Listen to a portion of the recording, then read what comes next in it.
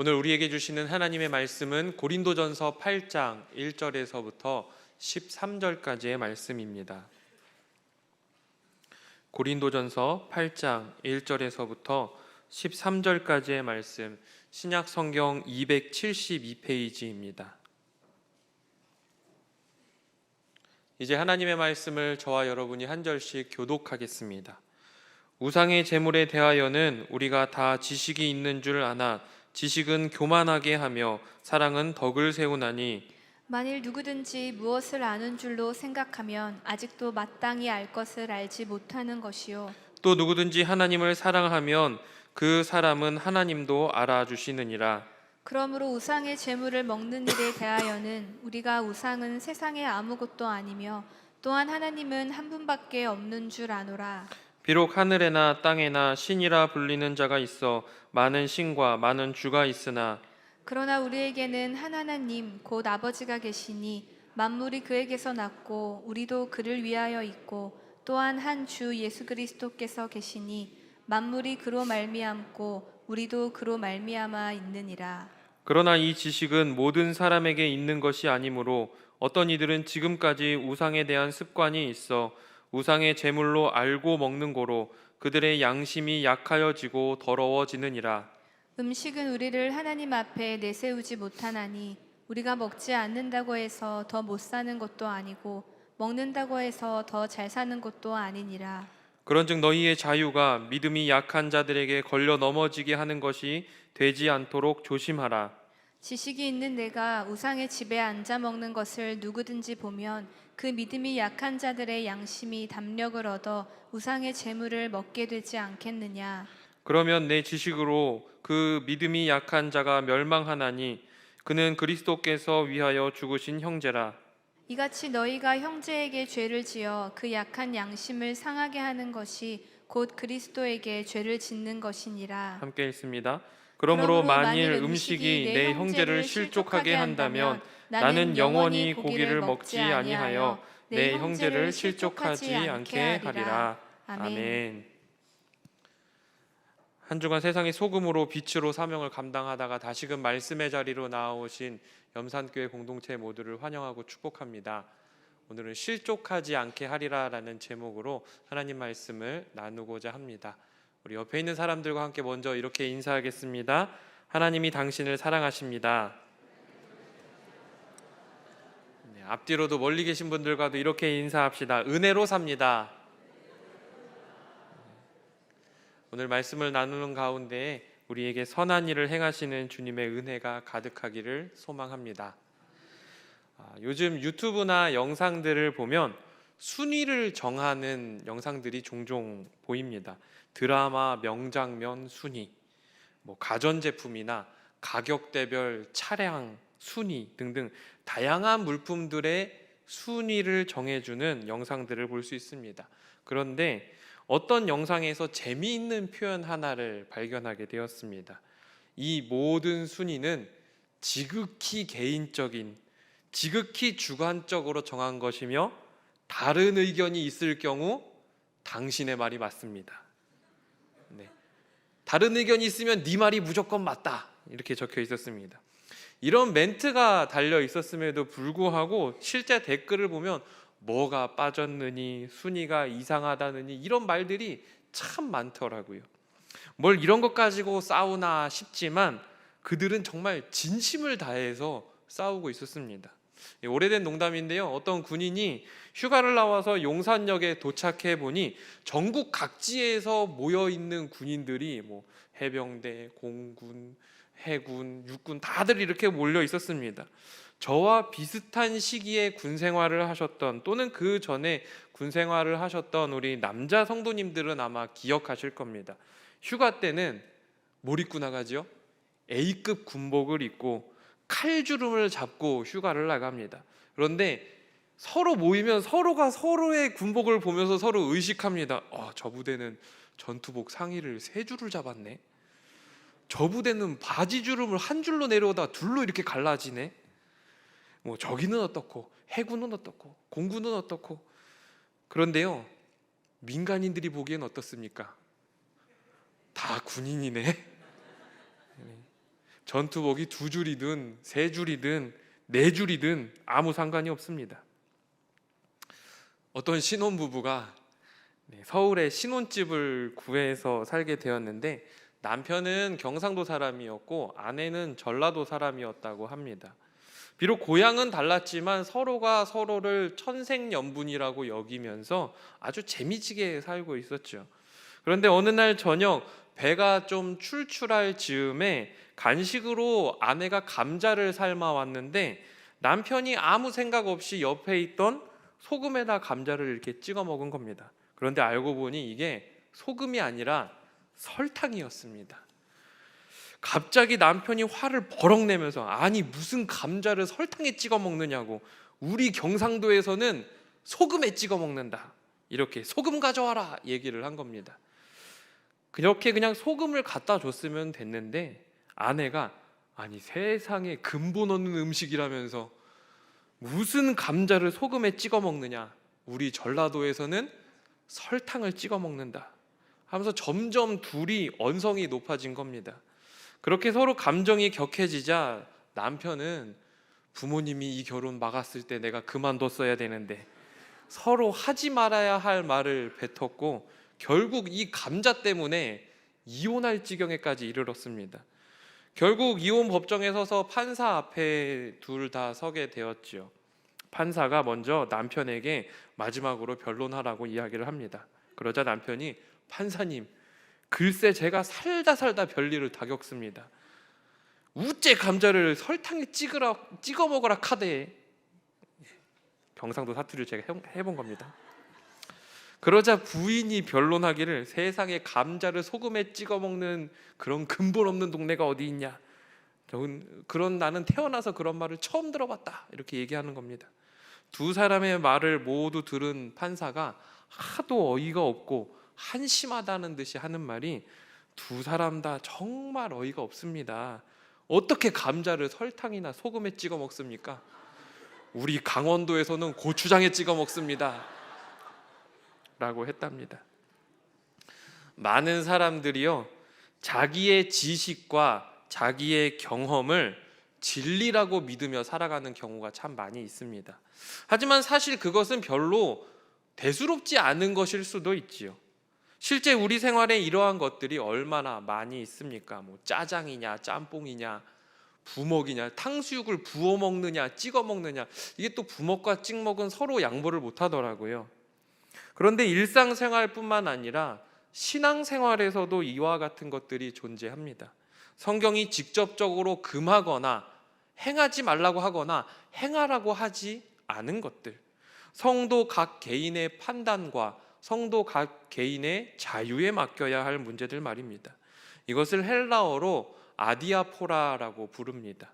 아디아포라라는 말은 헬라어로 대수롭지 않은 것, 무관심한 것이라는 뜻을 가지고 있지요.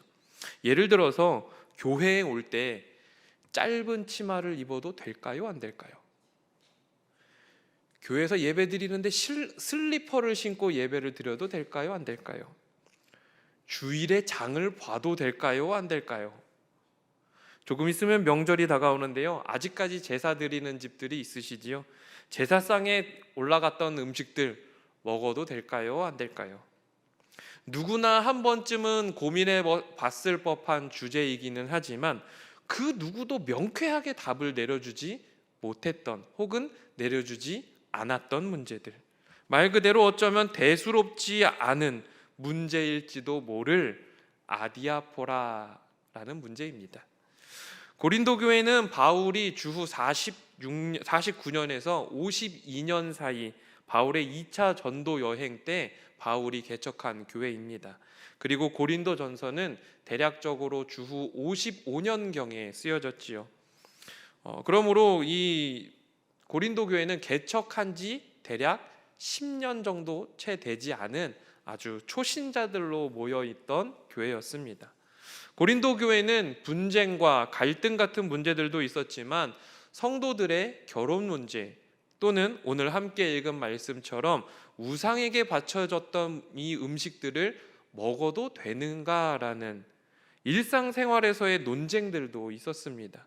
이러한 논쟁이 발생되었던 이유는 아마도 바울이 고린도 교회를 개척할 당시에 십자가 복음만을 중심으로, 십자가 복음을 중심적으로 설교했기 때문에, 또 십자가 복음을 중심으로 전도했기 때문에 그리스도인들의 일상적인 문제들에 대해서는 아주 세세하게 가르쳐 주지 못했던, 언급할 시간이 부족했기 때문이 아니었나 싶습니다. 어쨌든 성도들의 일상적인 문제들에 대해서 이 문제들이 하나하나 점점 중요한 사안으로 수면 위로 떠오르게 되자 바울은 편지를 통해서 이에 대한 교훈을 알려주고 있는 것이지요. 결론을 요약하자면 고린도전서 6장 12절에 나오는 것처럼 모든 것이 가하나 모든 것이 유익한 것은 아니다라고 요약할 수 있을 것 같습니다. 특별히 바울은 우상에게 바쳐진 제물을 먹는 아디아포라 문제에 대해서는 먹어도 된다 또는 먹지 말아야 한다라고 결론 짓기보다는 사랑과 자유의 절제라는 차원으로 새로운 대안을 제시하고 있습니다. 그렇다면 바울은 고린도 교회 성도들에게 무엇을 강조하고 있으며, 또한 오늘 우리 그리스도인들은 어떻게 살아가야 할까요? 말씀을 통해 잠시 묵상해 보고자 합니다. 첫째로 바울은 지식이 있는 자유를 강조합니다. 4절을 보십시오. 그러므로 우상의 제물을 먹는 일에 대하여는 우리가 우상은 세상에 아무것도 아니며 또한 하나님은 한 분밖에 없는 줄 아노라. 바울은 우상에 바쳐진 제물을 먹어도 되는가 안 되는가라는 문제에 대해서 먼저 우상이 무엇인지를 규명하고 있습니다. 즉 우상은 신이 아니라 말 그대로 이 우상이라는 헬라어의 원어의 뜻이 허무한 것, 실제로 존재하지 않는 것이라는 의미거든요. 이처럼 완전한 허상이라는 겁니다. 당시 헬라인들이 섬겼던 제우스, 포세이돈, 이시스, 아테나들과 같은 많은 것들이 사람들이 만들어낸 미신이고 가상의 신화적인 산물일 뿐이므로 그것들에게 바쳐진 음식을 먹는 것이 그 자체로는 큰일이 아니다, 별로 대수롭지 않은 일이다라는 것을 간접적으로 시사하고 있습니다. 이것은 신이라 불리는 것들에 대한 인식이, 신이라 불리는 것들에 대한 바른 인식이 그들에게 자유함을 준다라는 것을 가르쳐주고 있는 것이지요. 얼마 전에 우리 중등부 친구들이 일본으로 비전 트립을 다녀왔습니다. 저도 일본에서 견습 선교사로 사역하면서 정말 많은 비전 트립 팀들을 안내해주고 섬겼습니다. 어떤 친구들은 일본 기독교회의 역사와 제일동포들의 그 눈물겨운 역사들을 보면서 큰 감동과 배움을 얻어가는 친구들도 있었고요. 반대로 그냥 일본 여행 온 것처럼 맛집 소개해달라고 하고 유명한 관광지가 뭐가 있는지, 또 이 기념품은 뭐가 있는지 알려달라고 하는 친구들도 있었습니다. 많은 이런 비전 트립 팀들을 인솔하고 나서 저도 한 가지 깨달은 게 있습니다. 이전에는 보는 만큼 안다고 생각했거든요. 그런데 이 많은 팀들을 겪고 나니까 아니었습니다. 아는 만큼 보이더라고요. 많이 알고 잘 알아야 제대로 볼 수 있다는 것을 깨닫게 되었습니다. 그리고 지식이 자유를 준다는 것도 알게 되었습니다. 제가 처음 일본 선교사로 갔을 때 일본어를 전혀 모르고 갔습니다. 이 우리말을 글로 쓰는 거를 한글이라고 하잖아요. 일본어를 문자로 쓰면 히라가나 가타카나라고 합니다. 그런데 저는 이것조차 모르고 갔습니다. 전혀 지식이 없었습니다. 무식이 용감하다고 아무 준비 없이 그냥 갔습니다. 그래서 처음에는 어디 나가기가 참 무서웠습니다. 음식점도 그림 있는 메뉴판이 있지 않으면 들어가지 않았습니다. 그림 없는 곳에서는 참 이상한 거 많이 먹었습니다. 그런데 어학원에서 한 5개월쯤 일본어를 열심히 배웠더니 가고 싶은 곳을 갈 수 있게 만들어주고 먹고 싶은 것을 먹을 수 있게끔 어학원에서 만들어주더라고요. 사실 그래서 그 뒤로는 학교를 땡땡이 치고 자전거를 타고 참 많이 돌아다녔습니다. 책으로 보고 인터넷으로 배웠던 것들을 확인하면서 제 나름의 역사 공부를 하는 시간을 가졌습니다. 일본어를 못할 때와 일본어를 할 줄 알고 나서의 이 자유함이 많이 달랐습니다. 그 경험들이 지금도 여전히 공부하고 생각하는 일들에 많은 도움이 되고 있습니다. 바울은 다른 그 어떤 것들보다 하나님을 아는 지식이, 하나님을 바로 아는 지식이 우리를 자유케 한다라고 강조합니다. 하나님에 대해서 잘 모를 때에는 우상도 두렵고 우상에게 바쳐진 제물을 먹는 것이 꺼림직합니다. 그런데 하나님에 대한 온전한 지식, 즉 우상은 아무것도 아니고 살아 역사하는 신은 오직 한 분, 우리 하나님 여호와 한 분이시다라는 이 진리를 알고 나면 음식에 대한 문제들로부터 자유로워질 수 있다는 겁니다. 특별히 바라기는 우리에게 하나님을 온전히 아는 지식이 충만하기를 소망합니다. 요한복음 8장 32절에서 예수님은 이렇게 말씀하셨습니다. 진리를 알지니 진리가 너희를 자유케 하리라. 진리가 무엇입니까? 하나님은 오직 한 분이시고 예수 그리스도 없이는 구원을 얻지 못한다. 십자가 능력이 우리를 죄와 사망의 권세에서 건져주시고 모든 걱정과 두려움과 망설임으로부터 자유롭게 한다는 겁니다. 구원받은 하나님의 백성, 예수 그리스도의 피값으로 하나님 나라를 약속받은 성도들에게는 두려움이 없습니다. 걱정도 없습니다. 망설임도 없습니다. 어떤 두려움입니까? 죄에 대한 두려움, 죽음에 대한 두려움, 삶에 대한 두려움 말입니다. 복음 안에서 진리 되신 주님이 주시는 이 자유함을 충만히 누리는 우리 모든 성도님들이 되시기를 소망합니다. 두 번째로 바울은 지식과 더불어 겸손과 사랑을 강조합니다. 진리를 향한 지식은 우리에게 자유를 주지만 동시에 이 지식이 지나치면 교만이라는 부작용을 낳습니다.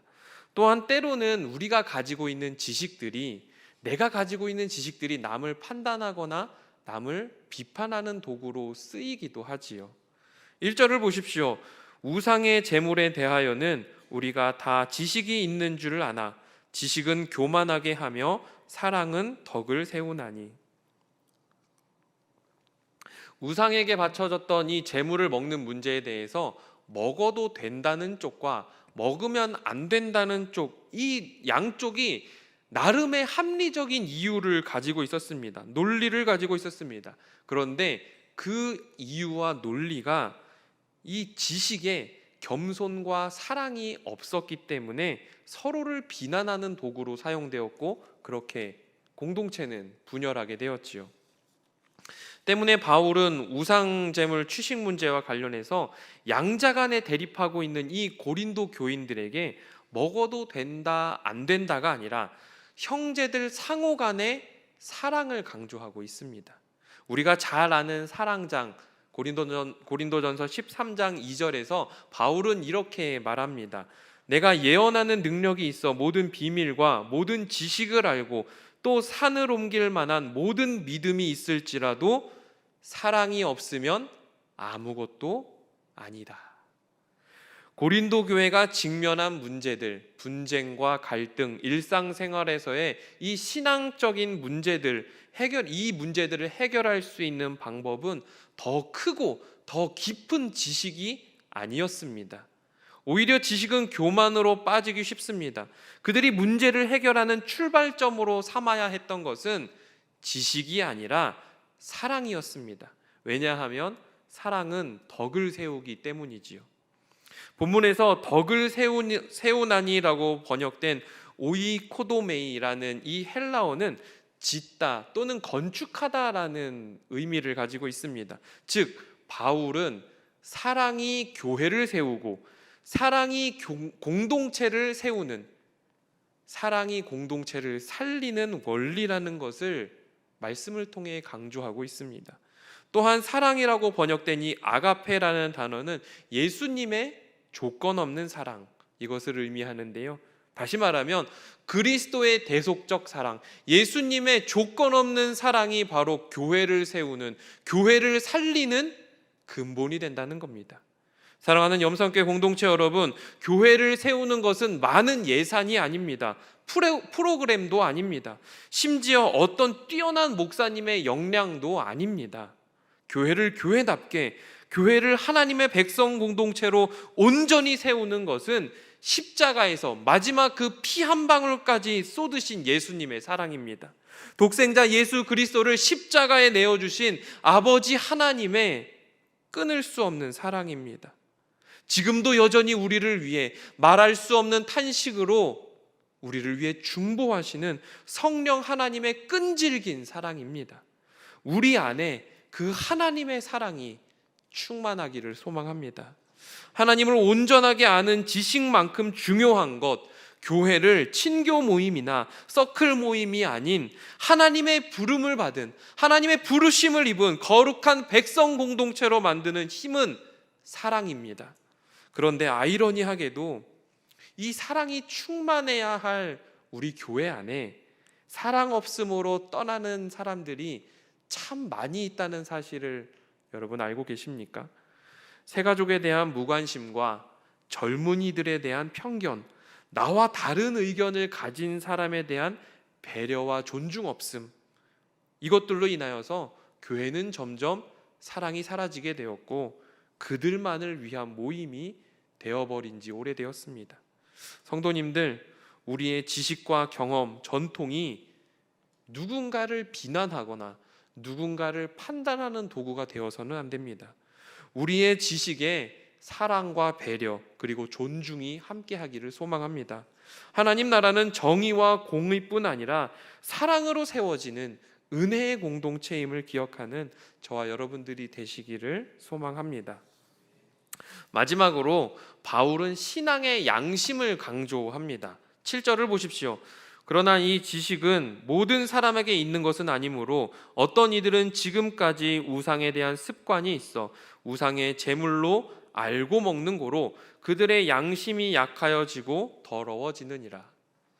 이 말씀 얼핏 보면 좀 잘 이해가 안 됩니다. 저는 잘 안 됐습니다. 앞에서는 하나님을 향한 온전한 지식, 즉 우상은 헛된 것일 뿐이고 진정한 신은 하나님밖에 없기에 우상에게 바쳐진 제물이 먹는다고 해서 아무런 영향을 주지 못한다라는 뉘앙스로 이야기를 했는데, 이번에는 반대로 그 음식을 먹으면 스스로를 더럽혀지는 것, 양심 없는 것, 이렇게 말하고 있기 때문입니다. 이것은 당시의 고린도 교회의 상황을 좀 이해해야 하는데요.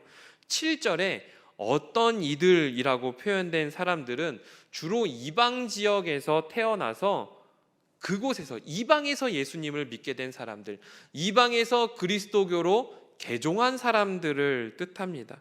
이 사람들은 개종하기 전까지 우상에 대한 예배 의식의 한 과정으로 우상에게 바쳐진 음식을 먹어왔습니다.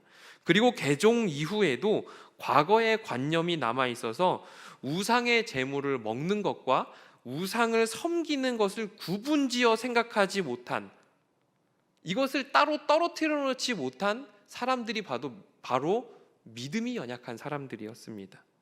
그런데 그들이 예수 그리스도를 믿는다고 하면서 동시에 우상에게 바쳐진 제물을 먹는다는 것은 그리스도를 섬기는 동시에 우상을 섬기는 것과 다르지 않았습니다.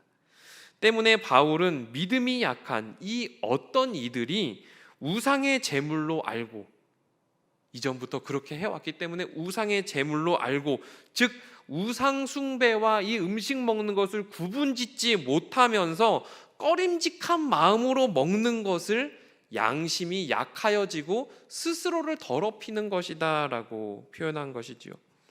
여기까지 정리해 본다면 우상은 아무 의미 없는 것이라는 사실, 하나님만이 참 신이라는 믿음의 확신을 가지고 이 우상에게 바쳐진 제물을 먹는 것은 큰 문제가 되지 않지만, 양심의 거리낌을 가지고 우상과 그리스도를 동시에 섬기는 행위는 지양하라고, 그렇게 해서는 안 된다고 사도 바울은 말하고 있는 것이죠. 또한 바울은 하나님을 향한 온전한 지식을 가진 그리스도인들은 이 믿음이 약한 어떤 이들을 향해서 그들을 위해서 절제할 수 있어야 한다라고 대답하고 있습니다. 결국 신앙의 양심이란 사랑으로부터 출발하는 절제를 의미하는 것이지요. 한편으로 이 성도님들께 신앙의 양심을, 믿음이 약한 그 어떤 이들이 가졌던 그 신앙의 양심을 어떻게 하면 쉽게 설명하고 우리의 삶에 적용할 수 있을까 고민해 봤는데요. 제가 이렇게 결론을 내렸습니다. 한번 따라해 보시겠습니까? 해도 되나 싶은 것은 하지 않는 것이 낫고, 해야 되나 싶은 것은 하는 것이 낫다. 네, 제가 내린 신앙의 양심의 결론입니다. 해도 되나 싶은 거는 안 하는 게 낫고, 이걸 해야 되나 싶은 거는 하는 게 낫다. 아마도 믿음이 약한 사람들, 양심이 약한 사람들은 우상의 재물을 먹으면서 거리낌이 있었을 것 같습니다. 이거 해도 되나? 이거 먹어도 되나 싶었겠지요. 상대적으로 지식이 있는 사람들, 믿음이 있는 사람들은 우상 재물을 바라보면서 저 사람들 때문에 내가 이것까지 해야 되나 싶었을 겁니다. 이것까지 배려해야 하나 싶었을 겁니다. 그런데 교회 공동체를 위해서 하나님의 백성 공동체의 구성원으로서의 신앙의 양심을 지킨다면, 사랑으로 절제하는 모습을 가진다면 누구 하나 아디아포라 문제로 걸려 넘어지지 않을 것입니다. 때문에 바울도 13절에서 음식이 내 형제를 실족하게 한다면 나는 영원히 고기를 먹지 아니하며 내 형제를 실족하지 않게 하겠다라고 다짐하고 선언하고 있는 것이죠. 사랑하는 우리 염산교회 공동체 안에 이 믿음의 양심이, 그리고 사랑의 절제가 충만하기를 소망합니다. 말씀을 정리하겠습니다. 대수롭지 않은 것, 아디아포라 문제로 갈등하고 분열했던 고린도 교회에게 바울은 지식이 있어야 하고, 사랑이 있어야 하고, 신앙의 양심이 있어야 한다고 해결책을 제시하고 있습니다. 성도님들, 교회는 지식과 정의로 세워지는 것이 아닙니다.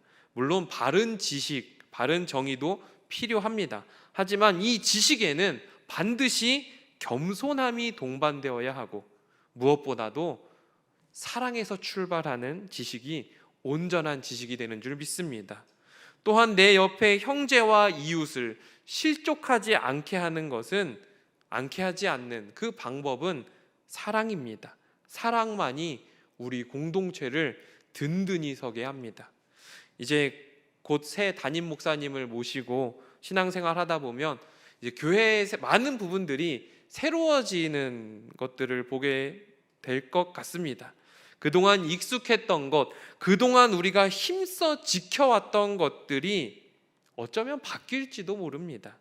누군가에게는 엄청 중요한 일일 수도 있지만 한 걸음 물러서서 바라본다면 아디아포라, 이래도 좋고 저래도 좋은 문제일지도 모릅니다. 그렇다면 우리는 그때 어떻게 해야 할까요? 황희정승처럼 그래, 너도 맞고 나도 맞고 다 맞다, 무엇인가 기준이 있어야 하지 않겠습니까? 저는 그것이 말씀, 즉 복음의 정신이라고 생각합니다. 하나님을 사랑하고 이웃을 사랑하라. 하나님을 사랑하기 위해, 하나님을 바로 사랑하기 위해, 하나님을 온전히 사랑하기 위해 하나님을 온전히 아는 지식이 필요합니다. 이웃을 사랑하기 위해서는 절제하고 배려하는 것이 필요합니다. 성령께서 말씀을 통해 우리에게 감동을 주시는 대로 해도 되나 싶은 것은 하지 않기로 결심하고, 해야 하나 싶은 것은 하도록 노력하는 삶, 이것이 아디아포라 문제를 지혜롭게 해결하는 방법, 그 누구도 실족하지 않게 하는 방법이라 생각합니다. 또한 지식과 사랑과 믿음의 양심을 가지고 교회를 든든히 세워가는 신실한 하나님 나라 일꾼으로 쓰임받는 우리 모든 염산의 성도들이 되시기를 주님의 이름으로 소망합니다. 기도하겠습니다. 사랑의 하나님, 우리에게 주님을 바르게 아는 지식을 허락하여 주옵소서. 죄와 사망의 권세로부터, 죄책감과 두려움으로부터 자유케 하옵소서. 주님을 아는 지식이 하나님을 온전하게 알고 믿고 또 그렇게 살기를 소망하오니 우리에게 믿음을 더하여 주옵소서. 또한 우리 믿음의 사랑의 절제를 더하셔서 하나님을 사랑하고 우리의 이웃을 나의 몸과 같이 사랑하는 신앙의 양심을 지켜나가는 말씀을 이루어내는 세상의 소금으로서의 사명도 감당케 인도하여 주옵소서. 예수님의 이름으로 기도합니다. 아멘.